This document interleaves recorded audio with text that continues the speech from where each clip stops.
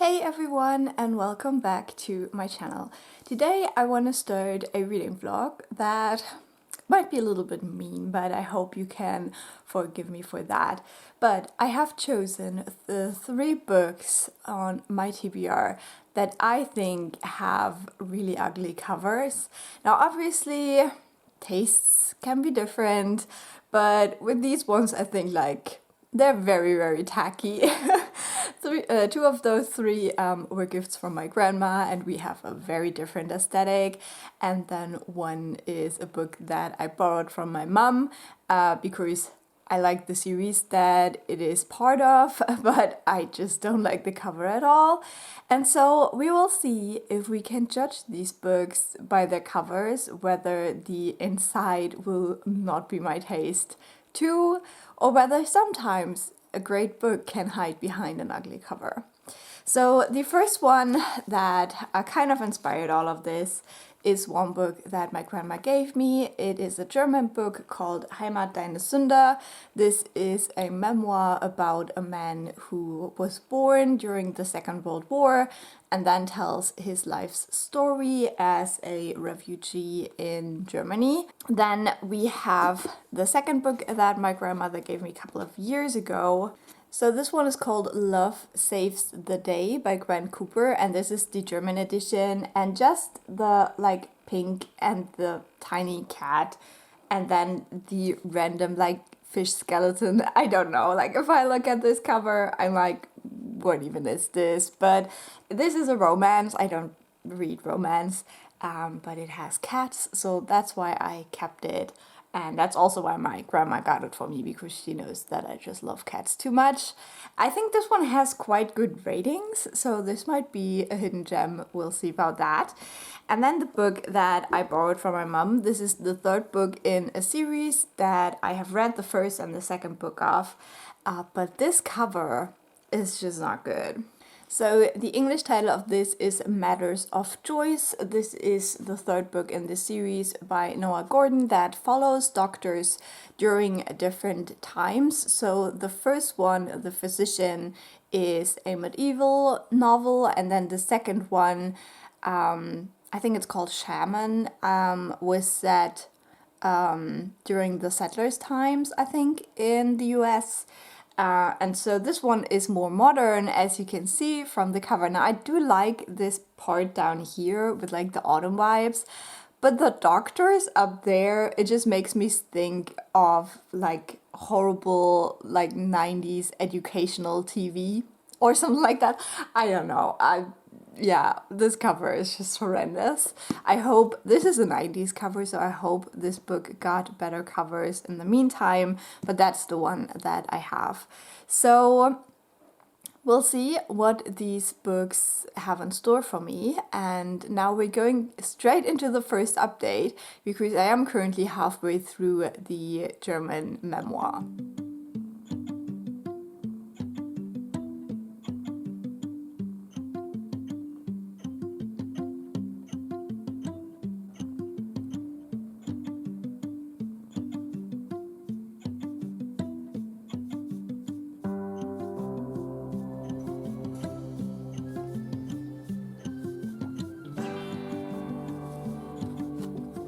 So to be honest, I think the naked hardback is very pretty. The yellow is gorgeous. So yeah, taking off the dust jacket definitely helped.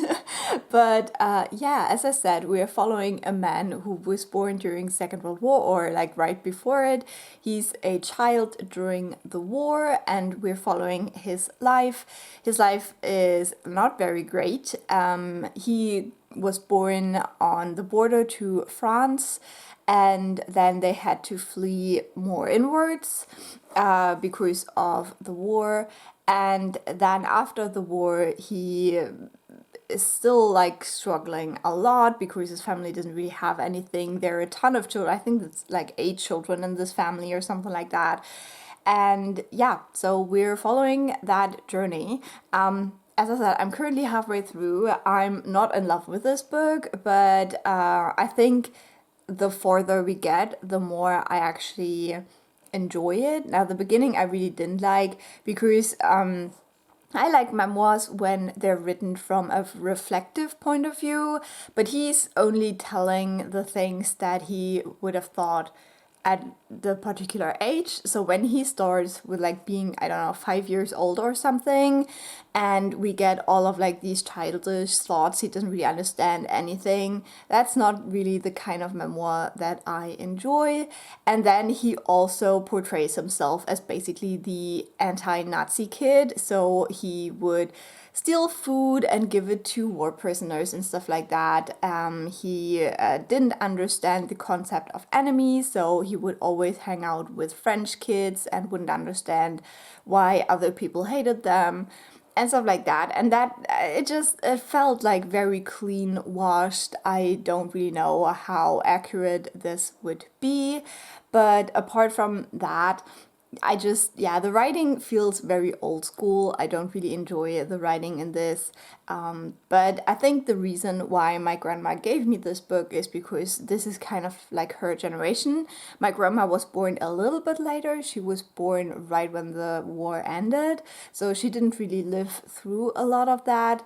But she knew a lot of like displaced people and stuff like that. So I think that's why she gave this to me, to have more insight into this time. The other thing is that this is set like very far away from where I grew up, so the experiences are also very different because this is Western Germany and I come from Eastern Germany, so what my family went through looked very, very different. I'm not obsessed with it.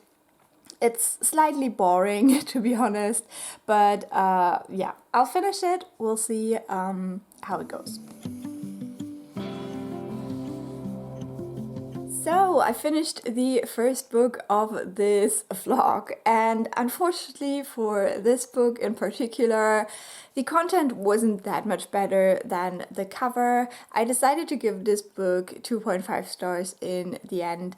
The ending makes it clear that what this book is trying to do is be about education and the power of knowledge, because the point where life turns around for the author is when he meets someone who can actually teach him things, teach him how to write, how to read, how to not look and behave like he's very, very poor. And in general, I do like these kind of narratives. I did enjoy that the saviors in this book, in a way, were all women. That I really appreciated. But the language is still just very crude, and there were just some words that were absolutely overused and that got on my nerves so much. And you can totally tell that this book was published in the 80s. The language reads very, very old school. I did not have a good time with the writing, and also the way that we see all the suffering in this book. It just put me in a very bad mood. It made me very unhappy, and I just didn't really enjoy that experience. I think if you want to read about similar themes, the book Educated is so much better exploration of that, and you can read it in English, and it probably has been translated as well. So I would definitely recommend Educated instead of this one.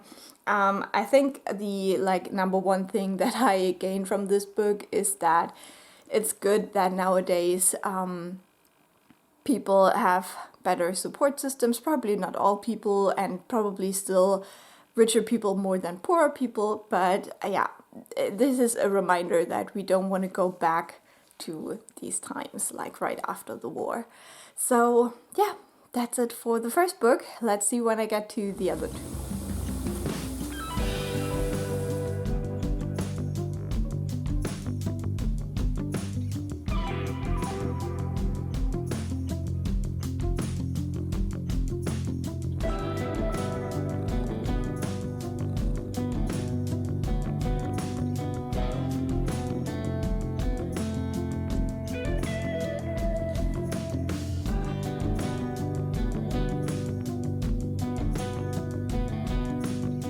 So we are reading book number 2 for this vlog, and I'm now halfway through Matters of Choice by Noah Gordon. This is the third book in a series. I have already read the first 2 books, and those were very firmly historical fiction, while this is more contemporary. It was published in the 90s and it is set during the late 80s and 90s, I guess. This is quite different from the first two books. I did like the first two books. I think that the author has a very good writing style. I did read all of these in translation because that's the way I had access to these books. And yeah, they were just fascinating reads. I did like both of the previous ones. Now, this one, being set in the 90s in the US, does have a very different feel. And I am struggling with it a little bit more. Now, to be honest, this deals with themes that I don't always feel comfortable with, and so I was not really prepared going into this book. Now, to give you a quick overview, this whole series follows a family, the Coles, and just looks at their like family tradition of being physicians. And so in this final book, we have the first female main character, and her name is RJ. And RJ is also a doctor, but she had a little bit of an interesting career path where she first studied law to kind of not do what everyone in her family expected her to do, but then returned to medicine. And she's now a doctor. And when we first meet her, she works in Boston, but her life is falling apart. She is getting a divorce from her husband, and she is not very happy with her job. There is a promotion that is kind of dangled in front of her, but then because she works in a clinic that offers abortions 1 day a week, she doesn't get the promotion because that would be like bad press for the hospital. And so now she is in this like job she doesn't really love, and she also didn't get the advance that she kind of wanted, and she's looking back at her life and it's like, what am I even doing here? Like, nothing is the way I want it to be. And she's in her 40s, in her like mid 40s, I think. And so she chooses a different path, and then the setting changes to a small town. The beginning of the book deals quite heavily with this theme of abortions in the US, and obviously we all know what happened since the 90s with that. And so it's very, very hard to read this and to see how dangerous providing abortions was in the 90s, and now knowing how this turned out, like how this developed. It's like super horrible to read that. And our main character, I'm not quite sure how I feel about her stance. Like, on the one hand, she's very much pro-choice, but on the other hand, she doesn't really like that job. And so sometimes the messaging is a bit odd in this book. But yeah, I can kind of understand because of her like personal history as well, that maybe doing abortions isn't like her favorite thing in the world. And also with the like very hostile environment, that this is not her favorite part of her job. You can definitely understand that. But yeah, I'm like 100% pro-choice, like no questions asked. And so this was definitely, yeah, it's something hard to read. It was just really hard to read, and reading it on a Sunday night, taking a bath, trying to relax, it just wasn't it. Like, I just wasn't prepared. And then after that first part, when we go into this more small town setting, it walks this weird line of romanticizing that kind of life, but then also showing that it is not very nice.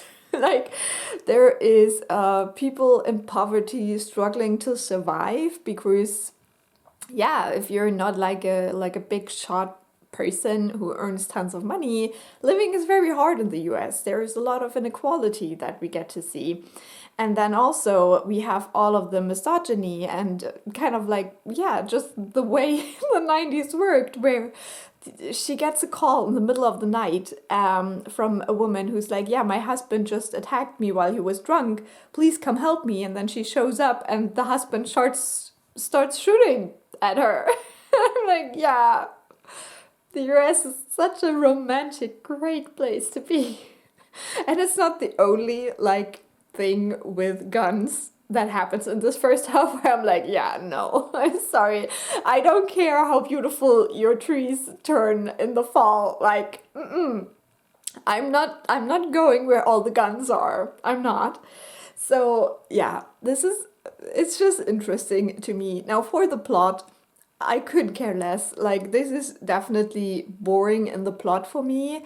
And a lot of this is her developing relationship with a man and how she's like very uncertain because she just got divorced and she doesn't really know whether she loves him like that or not. And these are just problems that I don't have. And so, yeah, the plot is very boring. And now at the end of the second part of this book, there is kind of like a little revelation, a little bit of something that our main character learns that makes me a bit afraid of where this is going, because it seems to be dealing more with this question of abortions or the alternative, but we'll see where it goes. I don't know. And then also there are just some descriptions in here that just feel very male gazy. Like, there is this moment where our female main character meets a young teenage girl, and the description we get mentions her boobs, and I'm like, what? And the size and the weight of them, and I'm like, what? And yeah, there's just a couple of moments. There's also a description of our main character's college roommate who was a black woman that just felt outdated. It just felt like, it's not, I wouldn't say it is like super racist, but it just feels so dated and just cringy. And it's like, yeah, no. So, yeah, you definitely see that this book was written in the 90s, which was a wild time. Like, let's just say that. We'll see how it goes with the rest of this book. I am hesitant. I am a bit worried where it will go. So far, does the cover, as ugly as I think it is, fit the story? A little bit. I think the picture down here definitely does fit it. The picture up here, I don't know. This is the reason why I never picked this book up. Just because if I look at this picture, all I see is like bad 90s doctors TV shows. And I'm just not interested. So, yeah. I'll finish the rest of it and I'll let you know how it goes.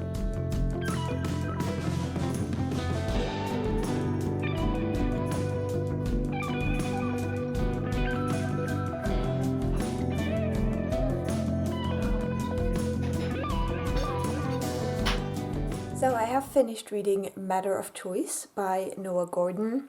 I decided to give this book 3.5 stars. I think most of what I said about the first half was also true for the second half.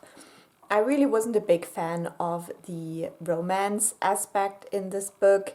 The political messages about the health system in the US, and especially about the safety of women when it comes to abortion rights, I did not enjoy, but like agree with.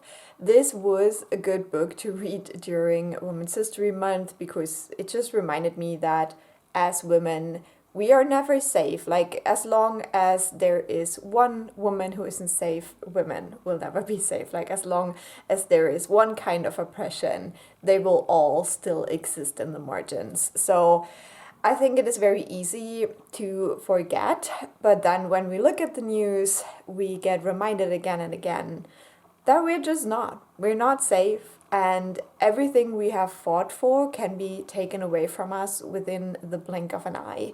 And this is kind of a reminder of that.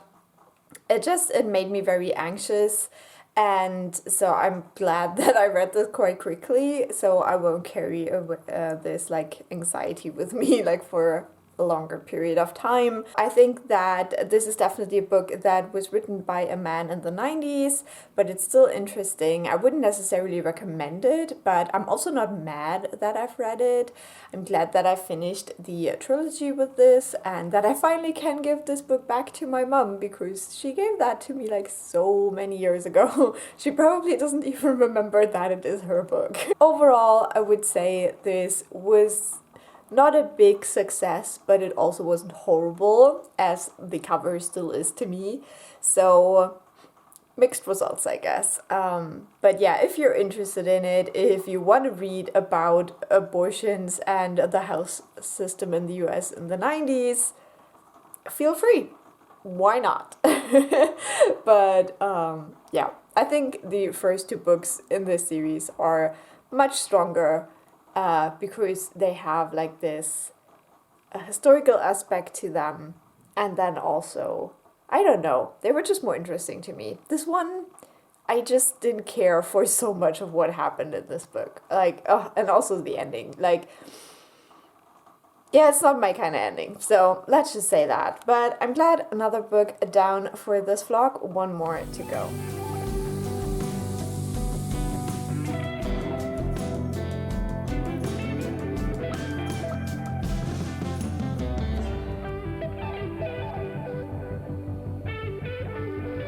So it has been so many months since I filmed the other updates for this vlog. It's like really ridiculous how long it took. But I'm halfway through the last book, finally. This one is Love Saves the Day by Gwen. So we're very close to finishing this vlog. And when I started it, I really did not think it would take me this long. It's like actually ridiculous. So I hope you enjoy watching a vlog that has been filmed over such a long time. But let's talk about this book. Now, in this book, we are following a cat. So the main POV is Prudence, a cat that was rescued by an older woman. And at the beginning of the book, she is living with that woman. She's very happy. She's a very happy cat. And then one day, the woman doesn't come back home. So she's very confused what's going on. And then the neighbor starts feeding her so she doesn't starve. And then after a couple of days, the daughter of the woman just turns up and basically takes Prudence to her home. So we as a reader understand that the woman that Prudence lived with has passed away. The cat does not understand that. And we are now following Prudence as she is settling into this new life with the daughter and the husband of the woman she formerly lived with. So this is kind of a romance where the couple is already married. I know there is a name for this trope. It's like marriage in trouble or something like that. I don't know. And we have this like added thing that we are seeing the story through Prudence, the cat. Now, there are things about this that I think are quite charming and cute, but there's a lot about this book that I'm not enjoying, and that is like mostly personal taste, I would say. If you watch my channel regularly, you know I'm not really a romance reader, so this is already like really out of my comfort zone. And there's just a little bit of stuff where you can tell that I think this book was first published in 2013, so that has also been like over 10 years ago, and some things just don't age super well. Then also, this is the German translation of the book. I think the English covers look much better, but yeah, the translation also uses a lot of terms that I would not personally use, especially when it comes to sex workers. There is like a very outdated kind of stigmatized term used for sex workers in this book and stuff like that. And so the main story of the humans is that the older lady, she was kind of like a DJ, or she always wanted to be a DJ. She was really into music, and so she lived in the Lower East Side of New York. And that's where she also brought up her daughter as basically a single mom, because the husband disappeared after a couple of years when the child was still very small. and she tried to provide an like interesting life for her daughter and be there for her, but we know that something must have happened there because the daughter really, really hates her mom. So they have like the worst kind of relationship, and we see that after the mom passes away, the daughter doesn't really know how to deal with it.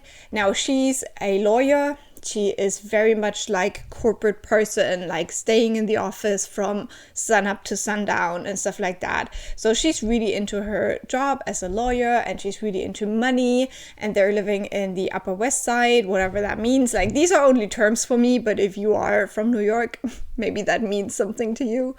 Yeah, so she's like living a fancy life, and she has a husband who is Jewish and also like from a well-to-do family, basically. So she is trying to live like this very, very different life from her mother, and we can see that the thing is that she has to kind of get the stick out of her ass in a way to find real happiness, and probably Prudence the cat will help her with that, I would assume. So that is like the human storyline with this, and I really don't care about the husband. He and this is like a tiny spoiler, but I don't think it's like, you know, whatever. Books like this are more about the how, not the what. So I'm just gonna say it. But if you don't want to know anything about this book and you want to read it, then maybe skip ahead. But basically, the husband in the like first half of the book loses his job, and his wife works for the law firm that does all the stuff for his company.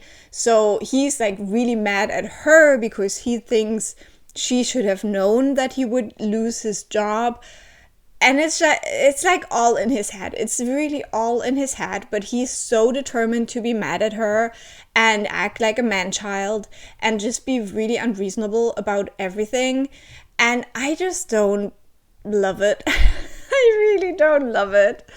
Like, reading about men being men is just not my favorite thing. So yeah, this is something I really struggle with. Now, we do get chapters that are not from the cat's point of view.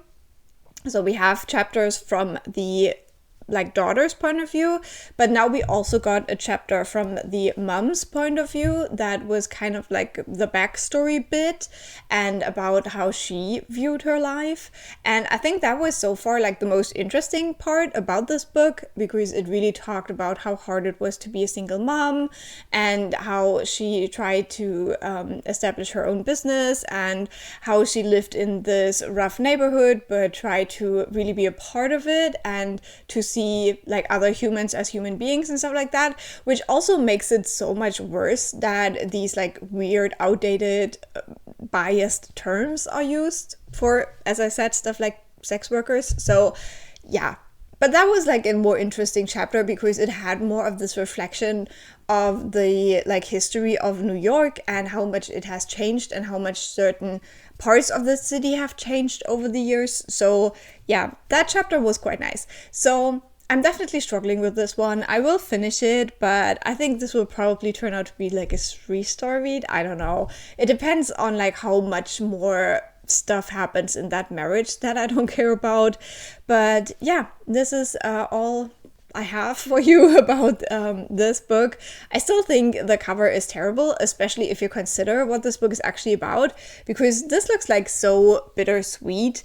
I mean, it is this light pink. You have this like terrible image of a cat. Like, I love cats, but this is scary to me.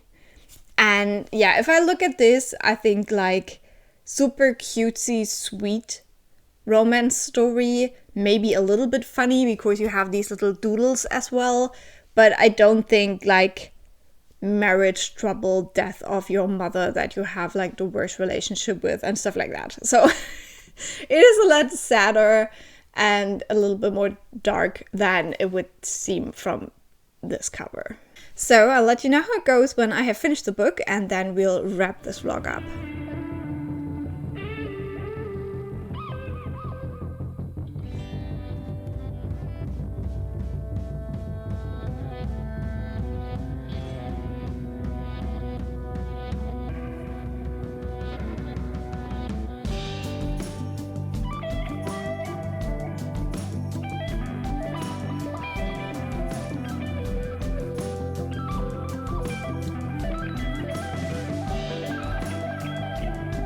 So I have finally finished reading my last book for this vlog.